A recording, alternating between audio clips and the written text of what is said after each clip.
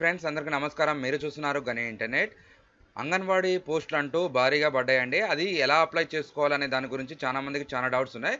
దానికి ఏమేమి సర్టిఫికేట్స్ కావాలి? ఎలా అప్లై చేసుకోవాలి? ఏం క్వాలిఫికేషన్ సర్టిఫికేట్స్ పెట్టుకోవాలి? నెక్స్ట్ మీరు తల్లిగారింటి దగ్గర అప్లై చేయాలా? లేదా మీరు హస్బెండ్ వాళ్ళ ఇంటి దగ్గర అప్లై చేయాలా? మా దగ్గర ఆధార్ కార్డ్‌లో ఒక అడ్రస్ ఉంది. మేము ఒక దగ్గర జాబ్ చేస్తున్నాము. మేము ఎక్కడి నుంచి అప్లై చేసుకోవాలి? అనే దాని గురించి చూసుకుందాం. అలాగే దీని క్వాలిఫికేషన్ ఏంటి? ఎగ్జామ్ ఉంటుందా? ఫీజ్ ఎంత? నెక్స్ట్ ఏజ్ లిమిట్ ఎంత? మా క్వాలిఫికేషన్ ఇంటర్ 10థ్ కంటే ఎక్కువ ఉన్నది మేము అప్లై చేసుకోవచ్చా? డిప్లొమా ఉన్నది మేము అప్లై చేసుకోవచ్చా? అనే దాని గురించి కంప్లీట్ ఇన్ఫర్మేషన్ అంతా ఈరోజు ఈ వీడియోలో తెలుసుకుందాం. మీరంటూ మన ఛానల్ ఫస్ట్ టైం చూస్తున్నట్టయితే సబ్స్క్రైబ్ అని చేసుకోండి. పక్కన బెల్ ఐకాన్ క్లిక్ చేయండి. మనకు గవర్నమెంట్ జాబ్స్ గురించి, ఇంద్రం మిల్లుల గురించి, రేషన్ కార్డుల గురించి, గవర్నమెంట్ సంబంధించిన ఎటువంటి పథకాల గురించైనా మనం వీడియో చేయడం అయితే జరుగుతుంది. అలాగే ఈ వీడియో కూడా ఒక లైక్ అనేది చేయండి. లైక్ చేయడం ద్వారా తెలియని వారికి తెలియపరిచినట్టు అవుతుంది. ఇలాంటి ఇన్ఫర్మేషన్ అనేది రావడం జరుగుతుంది. మనకి అంగన్వాడీ నోటిఫికేషన్ అంటూ ఈ విధంగా ఓపెన్ అయిందండి. ఎన్ని జిల్లాలకి ఎన్ని పోస్టులు ఉన్నాయనేసి ఆల్రెడీ నేను ఒక వీడియో చేశాను. లేదా నేను ఈ ఎన్ని జిల్లాలకి ఎన్ని విలేజ్లకి ఎన్ని పోస్టులు ఉన్నాయి, నెక్స్ట్ విలేజ్కి ఎన్ని ఉన్నాయి, మీ దగ్గర పాటులో ఉన్న విలేజ్లో అవైలబుల్ ఉందా లేదా అనే దాని గురించి నేను వాట్సాప్ గ్రూప్లో లేదా టెలిగ్రామ్ గ్రూప్లో అయితే ఇవ్వడం జరిగింది. అక్కడి నుంచి అనేది ఆ పీడిఎఫ్ డౌన్లోడ్ చేసుకొని మీరు అనేది చూసుకోండి. ఓకే, ఇప్పుడు ఇలా చూసుకున్నట్టయితే మనకి ఏజ్ లిమిట్ వచ్చేసి ఎస్సీ ఎస్టీ వాళ్ళకి వచ్చేసి 18 ఏళ్ల నుంచి 35 ఏళ్ల మధ్యలో అయితే ఉన్నదండి వీళ్ళకి. నెక్స్ట్ ఓబీసీ జనరల్ వరకు వచ్చేసేమో 21 నుంచి 35 సంవత్సరాల వరకు వీళ్ళకైతే ఉండడం జరిగింది. దీని క్వాలిఫికేషన్ చూసుకున్నట్టయితే గతంలో 10వ తరగతి తీసుకున్నారు. ఇప్పుడు మరి ఇంటర్మీడియట్ అంటున్నారు. మనకి ఈ నోటిఫికేషన్ అనేది 8వ తారీఖు రిలీజ్ అవుతుంది అనేసి చెప్తున్నారు. అప్పుడు మనకి ఏమైనా ఓపెన్ అవుతే మనకి ఏ క్వాలిఫికేషన్ పెడతారనేది కూడా క్లారిటీ వస్తుంది. దాదాపు అయితే ఇంటర్మీడియటే అనేసి చెప్తున్నారు. నెక్స్ట్ ఇక్కడ చూసుకున్నట్టయితే శాలరీ పరంగా చూసుకున్నట్టయితే 9,000 నుంచి 12,000 మధ్యలో అయితే రావడం జరుగుతుంది. అన్ని ఎలివెన్సెస్ కలిపేసి 15,000 అయితే రావడం జరుగుతుంది అనేసి కూడా వీళ్ళు మనకు చెప్పడం జరిగింది. నెక్స్ట్ ఎగ్జామ్ ఫీజు అనేది చూసుకుంటే మాత్రం ఎగ్జామ్ ఫీజు అయితే ఎటువంటి ఎగ్జామ్ ఫీజు లేదండి. దీనికి మొత్తం కంప్లీట్గా ఫ్రీగా అప్లై చేసుకోవచ్చు. నెక్స్ట్ ఎగ్జామ్ ఉంటుందా అంటే ఎగ్జామ్ ఉండదండి. దీన్ని మెరిట్ లిస్ట్ ఆధారంగా తీసుకుంటారు. మీ మార్కులు అనేది ఏ విధంగా ఉంటుంది, ఎలా ఉంటుంది అనే మార్కుల ఆధారంగానే వీళ్ళు అనేది తీసుకొని క్వాలిఫికేషన్ చేస్తారు తప్ప మనకి ఎగ్జామ్ పెట్టేసి అలాగైతే ఉండదు. మార్కుల రూపంలో వాళ్ళు క్వాలిఫికేషన్ చేసిన తర్వాత మెరిట్ లిస్టు అంటే మీ విలేజ్లో మీరు అప్లై చేసుకున్నారనుకో, ఇక్కడ మీ విలేజ్లో ఆధార్ కార్డులో ఏ అడ్రస్ ఉంటే అక్కడనే మీరు అప్లై చేసుకోవచ్చు అండి. మీరైతే ఎక్కడ పడితే అక్కడ అప్లై చేయడానికి కూడా వీలు కుదరదు.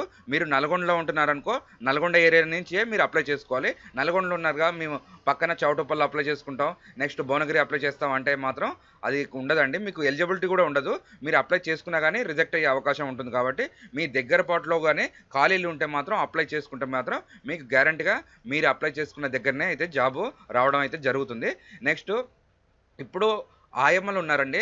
ఆయమ్మలు ఉండి కూడా మీకు ఇంటర్మీడియట్ అనేది ఉంటే మీరు అనేది కూడా అప్గ్రేడ్ చేయొచ్చు అండి. మీ ఆయమ్మ కాదంటేనే మీరు అనేది అక్కడ అప్లై చేసుకుంటే మీకు ఛాయిస్ దొరుకుతుంది. లేదంటే మీ ఆయమ్మ అనేది టీచర్గా మారొచ్చు. నెక్స్ట్ మీరు అనేది ఆయమ్మగా మీరు అప్లై చేసుకోవచ్చు. ఈ విధంగా అనేది కూడా ఉంటుంది. చూసుకోండి ఒకసారి. మీకు మార్కుల రూపంలో వీళ్ళు మెరిట్ లిస్ట్ తీసుకొని ఇంటర్వ్యూకి అనేది పిలుస్తారు. ఒకరోజు అనేది మీకు ఇంటర్వ్యూ పెడతారు. ఇంటర్వ్యూకి పిలిచేసి మీకు ఏ విధంగా ఉన్నాయి మార్కులు అనేది చూసిన తర్వాత మీ ఒరిజినల్ సర్టిఫికేట్సే అయితే వెరిఫికేషన్ చేసుకుంటారండి. ఇందులో ఒకటి చూసుకోండి. ఆ ఒరిజినల్ సర్టిఫికేట్స్ ఆధారంగానే వీళ్ళు చూసుకొని మీకు ఒరిజినల్ మార్క్స్ వచ్చినాయా, నెక్స్ట్ ఎగ్జామ్ అనేది ఏముండదు. కాకపోతే మీకు మెరిట్ లిస్ట్ ఆధారంగా తీసుకుంటున్నారు కాబట్టి కొద్దిగా వెరిఫికేషన్ అనేది కొద్దిగా జరుగుతుంది. అలా అనేది ఉంటుంది. నెక్స్ట్ ఇక్కడ సర్టిఫికేట్స్ ఏమేమి కావాలనుకుంటే మీరు 10th క్లాస్ మెమో అయితే ఖచ్చితంగా కావాలి. లేదా వీళ్ళు ఇంటర్ అర్హత పెడితే మాత్రం ఇంటర్ మెమో ఖచ్చితంగా ఉండాలి. ఇది కూడా ఒరిజినల్స్ అయితే అడుగుతున్నారండి. నెక్స్ట్ ఏజ్ ప్రూఫ్ అనేసి అడుగుతున్నారు.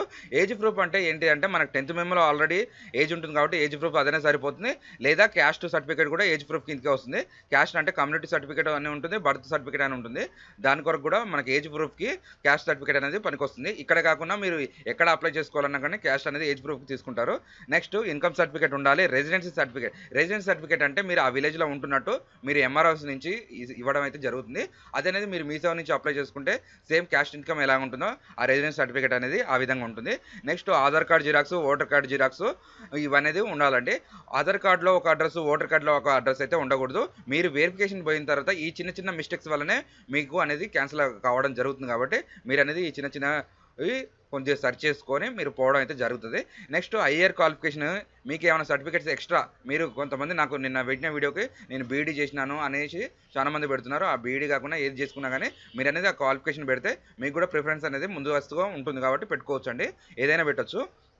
నెక్స్ట్ ఇలా చూసుకున్నట్టయితే మనకి ఈ విధంగా అనేది నోటిఫికేషన్ అయితే ఉంటుంది. మీరనేది ఈ సర్టిఫికేట్స్ అనేసి రెడీ చేసుకొని మీరు దగ్గర పెట్టుకుంటే మనకి 15 రోజులు వీళ్ళనేది అప్లికేషన్ రిలీజ్ చేసిన 15 రోజుల లోపే ఇదనేది కూడా క్లోజ్ చేయడం జరుగుతుంది. కాబట్టి మీరు ఎమ్మటే అప్లికేషన్ అనేది మనకి 8-10 లోపు అనేది ఎప్పుడు పెట్టేది తెలవదు. కాబట్టి మీరు ఇయన్నీ ఏమైనా క్యాస్ట్ సర్టిఫికేట్ లేకపోతే క్యాస్ట్ సర్టిఫికేట్, ఇన్‌కమ్ సర్టిఫికేట్ లేకపోతే ఇన్‌కమ్ సర్టిఫికేట్, నెక్స్ట్ ఆధార్ కార్డ్‌లో ఏమైనా తప్పులుంటే ఆధార్ కార్డు, ఓటర్ కార్డ్‌లో ఏమైనా తప్పులుంటే ఇవనేది మీరు కరెక్షన్ చేసుకొని పెట్టుకుంటే మనకి నోటిఫికేషన్ పడంగానే మనం అయితే వీడియో చేయడం జరుగుతుంది. ఏ విధంగా ఆన్‌లైన్ అప్లై చేసుకోవాలనేసి అది కూడా మీ మొబైల్‌లో మీరే చేసే విధానంగా అయితే నేను అప్లై చేసి చూపిస్తానండి. అది కూడా అప్లై చేసుకున్న తర్వాత మీకనేది ఈ వీడియోలో గనుక మీకు ఎటువంటి డౌట్ ఉన్నా కామెంట్ అనేది చేయండి. దానికి కూడా రిప్లై ఇవ్వడం అయితే జరుగుతుంది. ఇదండి ఈరోజు video. Thanks for the watching.